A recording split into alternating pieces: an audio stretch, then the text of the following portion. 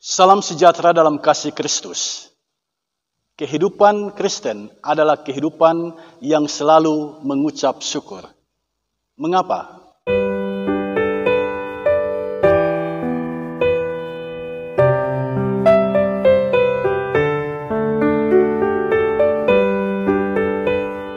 Mari kita belajar dari Mazmur pasal 107 ayat 1 sampai ayat yang ke-9.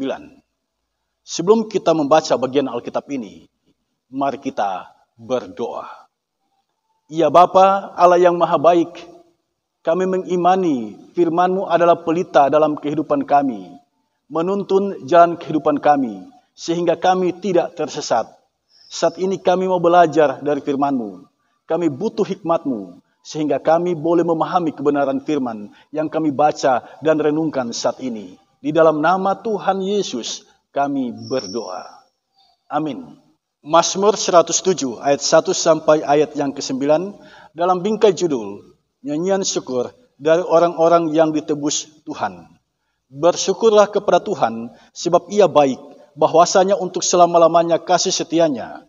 Biarlah itu dikatakan orang-orang yang ditebus Tuhan, yang ditebusnya dari kuasa yang menyesakan, yang dikumpulkannya dari negeri-negeri, dari timur dan dari barat, dari utara dan dari selatan. Ada orang-orang yang mengembara di padang belantara, jalan ke kota tempat kediaman orang tidak mereka temukan. Mereka lapar dan haus, jiwa mereka lemah lesu di dalam diri mereka. Maka berseru-serulah mereka kepada Tuhan dalam kesesakan mereka, dan dilepaskannya mereka dari kecemasan mereka. Di bawahnya mereka menempuh jalan yang lurus, sehingga sampai ke kota tempat kediaman orang. Biarlah mereka bersyukur kepada Tuhan karena kasih setianya, karena perbuatan-perbuatannya yang ajaib terhadap anak-anak manusia. Sebab dipuaskannya jiwa yang dahaga, dan jiwa yang lapar dikenyangkannya dengan kebaikan. Jemaat yang dikasihi Tuhan, Mazmur adalah sebuah kata yang diterjemahkan dari sebuah kata dalam bahasa Ibrani, Tehilim, artinya puji-pujian. Ketika kata Tehilim diterjemahkan ke bahasa Yunani, kata yang digunakan di sana adalah psalmoi, artinya nyanyian yang diiringi dengan alat musik gesek atau petik. Alat musik gesek yang kita tahu misalnya biola, sementara alat musik petik misalnya kecapi atau gitar. Nah, kitab Mazmur ini ditulis sejak abad ke-13 sebelum Masehi. Sejak zaman Nabi Musa, kitab Mazmur sudah ditulis. Kemudian penulisan kitab Mazmur mengalami puncaknya pada abad ke-10. Pada zaman Raja Salomo, ketika karya sastra puisi berkembang baik di zaman itu. Dan penulisan kitab Mazmur selesai pada abad ke-5 sebelum Masehi, ketika umat Israel berada di tanah pembuangan Babel. Ketika mereka berada di sana, penulisan kitab Mazmur telah selesai. Jadi rentang waktu penulisan kitab Mazmur ini sangat panjang. Bayangkan sejak zaman Musa sampai ke pembuangan di tanah Babel.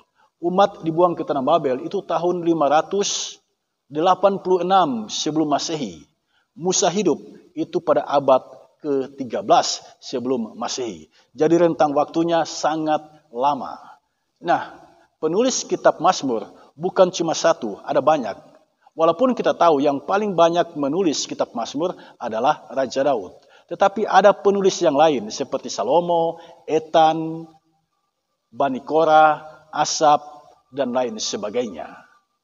Kitab Mazmur sesungguhnya adalah kitab puisi yang dinyanyikan dalam bait Allah Yerusalem. Jika kita melihat ayat 1 sampai ayat yang ketiga bacaan kita saat ini, firman Tuhan ini sesungguhnya berisi ajakan kepada umat untuk mengucap syukur kepada Tuhan.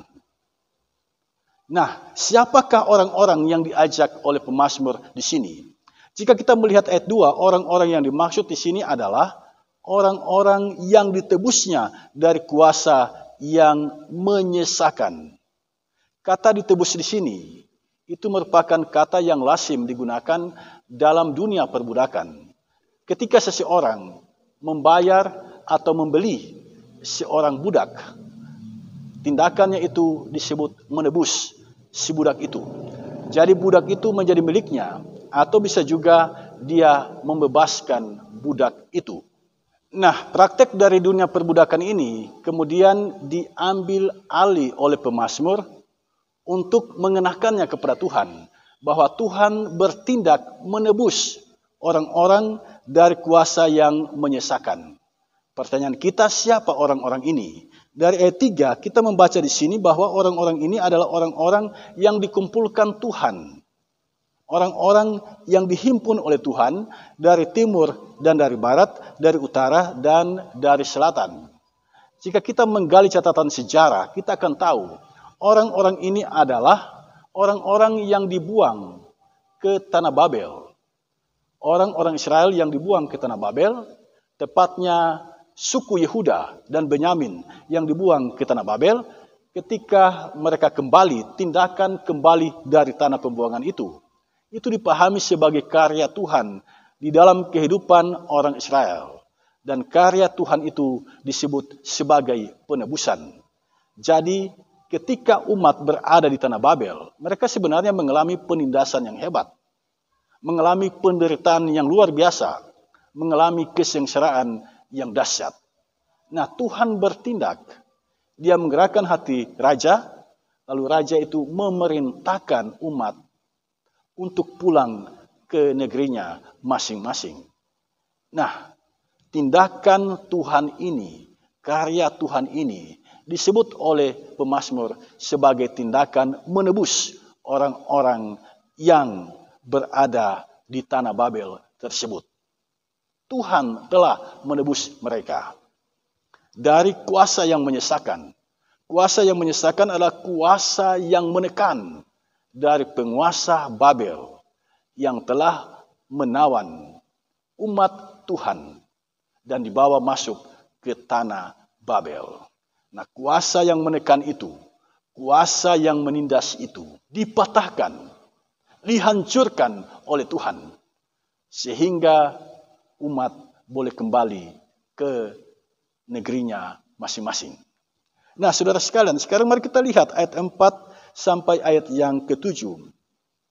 Dalam ayat 4 sampai ayat yang ke-7 kita membaca ada orang-orang yang mengembara di padang belantara. Lalu orang-orang ini tersesat. Di saat mereka tersesat, mereka lapar, mereka haus, mereka menjadi lemah lesu. Ini orang-orang yang pulang dari tanah Babel. Ini dapat kita pahami sebab mereka lahir dan besar di tanah Babel. Mereka tidak tahu jalan menuju ke Yerusalem. Informasi yang mereka dapat dari orang-orang yang mereka tanyakan, itulah yang menjadi modal bagi mereka untuk kembali ke kota Yerusalem. Tetapi mereka tersesat, pada akhirnya mereka menjadi lemah lesu. Nah, ketika mereka dalam pergumulan ini, apa tindakan mereka?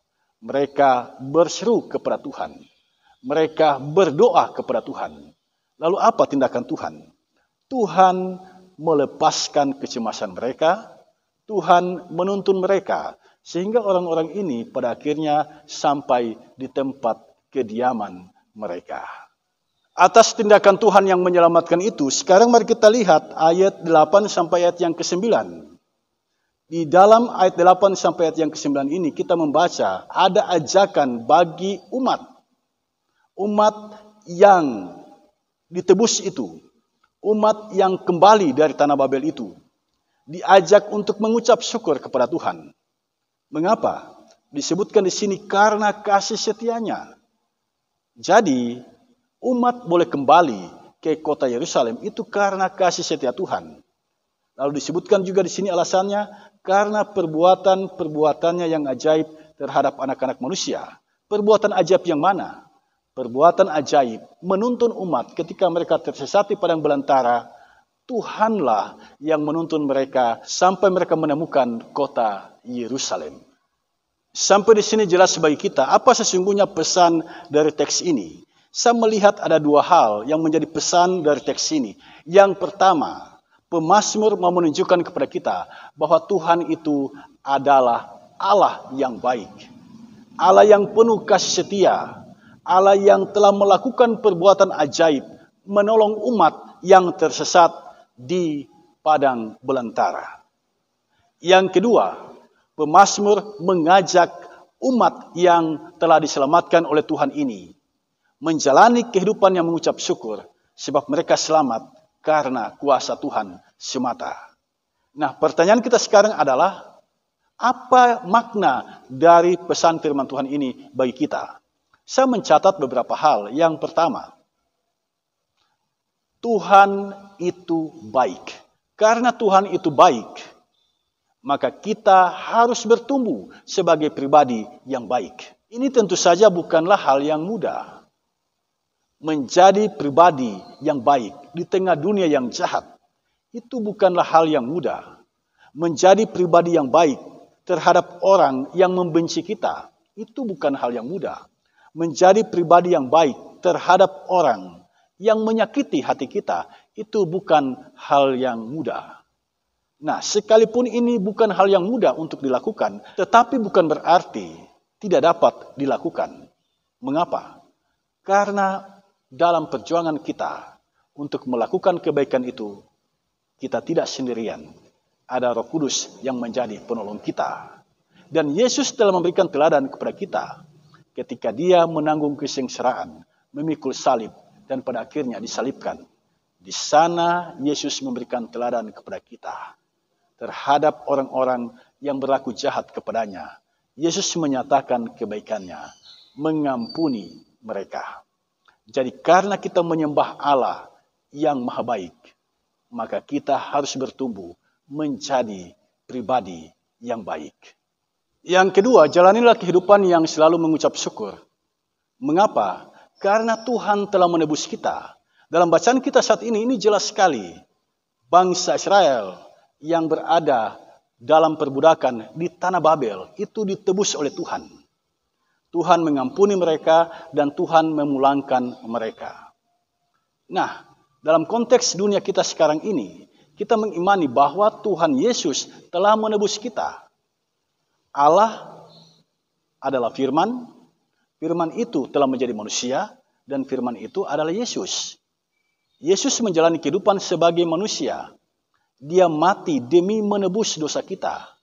Dia memenuhi nubuatan Nabi Yohanes yang mengatakan bahwa dia adalah anak domba Allah yang menghapus dosa isi dunia.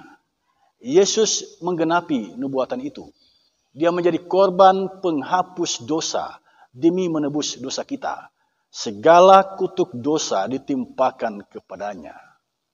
Hutang dosa dibayar lunas oleh Yesus dengan nyawanya. Dan tidak berhenti di situ. Pada hari yang ketiga, Yesus bangkit dari kematiannya. Itulah Paskah. Jadi Paskah adalah berita sukacita. Paskah menegaskan kepada kita bahwa kematian itu telah dikalahkan oleh Yesus. Kematian yang kekal itu telah dikalahkan oleh Yesus. Dan Yesus memberikan jaminan kepada kita. Setiap orang yang percaya kepadanya beroleh hidup yang kekal. Paskah adalah berita sukacita, menegaskan kepada kita bahwa di dalam Yesus kematian telah dikalahkan, bahwa di dalam Yesus ada kehidupan yang kekal itu. Dan setiap orang yang percaya kepadanya beroleh jaminan kehidupan yang kekal. Seorang budak yang ditebus dari perbudakannya itu, dia pasti bersukacita. Kita yang ditebus oleh Yesus dari dosa-dosa kita, kita sudah seharusnya bersukacita. Penebusan dosa itu mahal. Pengampunan dosa itu mahal. Jaminan keselamatan yang Yesus berikan kepada kita itu sangat mahal. Kalau kita menyadari ini, kita pasti akan menempuh kehidupan dengan selalu mengucap syukur kepada Tuhan. Karena Dia Allah yang sungguh baik. Allah yang datang menjadi manusia, menebus dosa-dosa kita, dan bangkit lalu naik ke sorga, menyediakan tempat bagi kita, yaitu rumah Bapa. Jalanilah kehidupan yang selalu mengucap syukur, karena Allah yang kita sembah telah menebus kita dari dosa-dosa kita, sehingga kita beroleh jaminan keselamatan di dalam Yesus. Yang ketiga, jalanilah kehidupan dengan mengikuti jalan Tuhan. Jangan mengikuti jalan kita, sebab kalau kita ikut jalan kita, kita bisa tersesat. Jangan ikuti kemauan kita, kehendak kita, kita bisa tersesat. Dan teks bacaan kita saat ini telah menunjukkan kepada kita, jika kita membaca ayat 4 sampai ayat yang ke-7, kita melihat di sana orang-orang yang berjalan dengan caranya, mengandalkan kekuatannya, mengandalkan kepintarannya, mengandalkan kehebatannya. Orang-orang ini tersesat, tidak menemukan jalan pulang. Tetapi ketika mereka meminta pertolongan Tuhan, mereka menemukan jalan pulang itu. Dan Tuhan menuntun mereka, menibahkan mereka di tempat tujuan mereka. Dalam menjalani kehidupan, kita selalu diperhadapkan pada dua pilihan. Mengikuti jalanmu atau ikut jalan Tuhan. Mengikuti kemauanmu atau ikut kemauan Tuhan. Jika kita ikut kemauan kita, mengikuti jalan kita, kita bisa tersesat seperti umat yang baru pulang dari tanah Babel. Tetapi jika kita ikut jalan Tuhan, kita pasti tiba di rumah Bapa, rumah yang dijanjikan oleh Yesus bagi kita. Ada cerita tentang dua orang yang bertemu. Kita sebut saja yang satu namanya Alan, dia baru saja pulang dari gereja, yang satu namanya Maksi. Nah, Maksi ini ketika melihat Alan baru pulang dari gereja, dia berkata kepada Alan, belum tentu engkau yang rajin ke gereja bisa masuk surga. Lalu apa kata Alan? Alan bilang begini, sedangkan orang yang setiap hari mandi, toh ditemukan ada kekotoran dalam dirinya, ada daki di kulitnya. Apalagi orang yang tidak pernah mandi sama sekali. Apa yang disampaikan oleh Alan ini sesungguhnya mau mengatakan, sedangkan orang yang selalu beribadah, bersekutu dalam Tuhan, dia tidak luput dari kesalahan dan dosa. Apalagi orang yang sama sekali tidak bersekutu di dalam Tuhan. Logika Alan ini benar. Dan itu adalah logika Yesus. Yesus dalam kitab Injil Yohanes pasal 15 ayat 5 mengatakan, di luar aku kamu tidak dapat berbuat apa-apa. Kamu tidak mungkin menjadi pribadi yang saleh. Kamu tidak mungkin menjadi pribadi yang kudus. Kamu tidak mungkin menjadi pribadi yang benar. Jika mengandalkan kekuatanmu. Engkau menjadi saleh, engkau menjadi kudus, engkau menjadi benar. Itu hanya karena kemurahan Tuhan semata. Tuhan bekerja dalam dirimu. Dengan pertolongan Roh Kudus, engkau bisa bertumbuh menjadi pribadi yang saleh, pribadi yang kudus, pribadi yang baik. Karena itu menjadi orang Kristen janganlah sombong rohani. Sebab kita menjadi baik bukan karena kita, tetapi karena belas kasihan Tuhan semata. Yang keempat, bertekunlah dalam doa kepada Tuhan. Firman Tuhan yang kita baca saat ini menunjukkan kepada kita, ketika umat tersesat di padang belantara, di saat mereka mengambil keputusan berseru kepada Tuhan, Tuhan menolong mereka, menuntun mereka, menibahkan mereka di tempat tujuan mereka. Jadi di sini kita diperlihatkan betapa pentingnya doa itu, betapa pentingnya berseru kepada Tuhan. Pertanyaan kita, bagaimana cara kita berseru kepada Tuhan? Masih ingat kisah doa pemungut cukai dan doa orang Farisi yang dicatat dalam Lukas pasal 18 ayat 9 sampai ayat yang ke-14. Doa siapa yang dikabulkan oleh Tuhan? Doa siapa? Doa si pemungut cukai. Padahal doa itu hanya satu kalimat. Dan dia keluar dari kebiasaan doa waktu itu. Menengadah ke langit. Dia tidak berani melihat ke langit. Dia menunduk sambil memukul diri. Tetapi doanya dikabulkan oleh Tuhan. Mengapa? Lukas pasal 18 ayat 14 mencatat. Karena doa itu disampaikan dengan kerendahan hati. Dan Tuhan berkenan kepada orang yang rendah hati. Di saat kita tampil membawakan doa, ingatlah hal yang paling prinsip ini. Sampaikanlah itu dalam kerendahan hati. Tidak usah berteriak-teriak. Sebab Tuhan kita bukanlah Tuhan yang tuli. Tuhan kita adalah Tuhan yang maha mendengar. Tuhan kita bukan Baal, sehingga kita harus berdoa seperti Nabi Baal, harus berteriak-teriak kepada Tuhan. Tidak, Tuhan kita maha mendengar. Berdoalah dalam kerendahan hati. Sampaikanlah permohonanmu dalam kerendahan hati kepada Tuhan. Maka Tuhan akan mengabulkan doamu. Camkanlah ini. Yakobus pasal 5 ayat 16b. Doa orang benar, jika dengan yakin didoakan, sangat besar kuasanya. Amin.